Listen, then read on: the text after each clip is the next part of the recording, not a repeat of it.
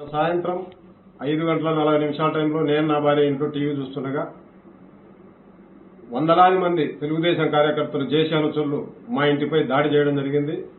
ఇంటిపై వస్తున్న రాళ్లను చూసి మేము ఇనప డోర్లు అన్ని వేసుకోవడం జరిగింది. అయినా వాళ్ళు గడార్లతోనూ గుణపాలతోనూ కొడవలతోనూ మా ఇనప డోరు పగలగొట్టి ముందరుండి చెక్క డోరు పగలగొట్టి ఇంట్లోకి ప్రవేశించారు. అంతలోపల మేము భయపడి మా బెడ్రూమ్లోకి దాచిపెట్టుకోవడం జరిగింది. ఆ బెడ్రూమ్ డోర్ కూడా పగలగొడుతున్న టైంలోనే నేను ఎస్పీ గారికి డీఎస్పీ గారికి ఫోన్ చేయడంతో వారు పోలీస్ మెన్స్ను పంపించడం జరిగింది. పోలీసులు సైరన్లు అవన్నీ వినిపించాలకు నేను ఉన్న బెడ్రూమ్ డోర్ పగలగొట్టలేకపోయి వెనక్కి వెళ్లిపోవడం జరిగింది. అంతలోపల మేము కిటికీలలో అంతా వచ్చి చూడగా కొంతమంది పోలీసులు కొంతమంది బయట ఆడవాళ్లు మాకు సంబంధించిన వాళ్ళు కనపడడంతో నేను ధైర్యంగా నా దగ్గర ఉన్న నేను బెడ్రూమ్ లో భయపడి నా లైసెన్స్ తుపాకీ ఇంకా ఎవరైనా దాడి చేస్తారేమో అని నా రివాల్వర్ తీసుకుని నేను బయటికి రావడం జరిగింది. దీన్ని పలు విధాల పోలీసుల దగ్గరే నేనున్నాను. పోలీసులు వచ్చిన తర్వాతనే బయటకు వచ్చాను. ఆ లైసెన్స్ తుపాకులు నా దగ్గరే ఉన్నాయి.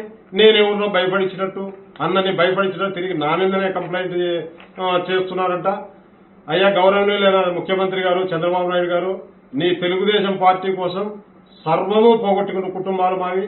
ఈ సంఘటనపై నిజాయితీగా విచారణ చేసి మాకు చట్టరీత్యా వారిపై చర్యలు తీసుకోవాలా. నేను తప్పు చేసింటే నా మీద కూడా చర్యలు తీసుకోమను.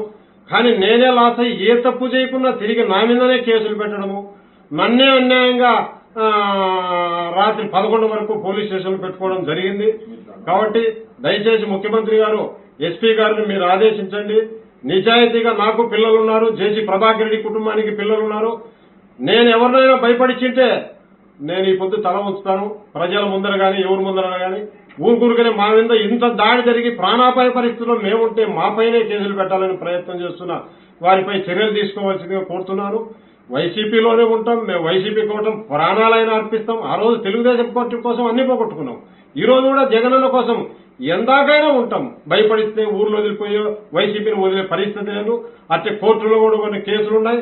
దానిలో కూడా విత్డ్రాలు చేసుకోమని చెప్పి నన్ను భయపడించడం జరుగుతుంది. అవన్నీ విత్డ్రా చేయించుకోవడం కోసం ఇవన్నీ జరుగుతుంది. 10 రోజుల క్రితం కోసం కూడా ఎస్పీ గారిని కలిసి నా గన్మెన్ను తీసేశారు సార్. 12 సంవత్సరాలు ఉంటున్నారు. తిరిగి నా గన్మెన్ను కేటాయించారు సార్. నాకు రక్షణగా చాలా ఇబ్బందులు ఉన్నాయి. నాకు ప్రాణరక్షణ నాకు కరువైన సార్ అని కూడా ఎస్పీ గారిని కూడా విన్నవించుకున్నాను. అయినా ఎక్కడ నాకు కనికరించిన పాపాలు పోలేదు. కావున రాష్ట్ర ప్రభుత్వం ఇప్పటికైనా కన్నులు తెరిచి మా లాంటి వారిని కుటుంబాలకు దూరం చేయకుండా మా ప్రాణాలు పోకుండా ఈ ప్రభుత్వం రక్షించవలసిందిగా కోరుతున్నాను.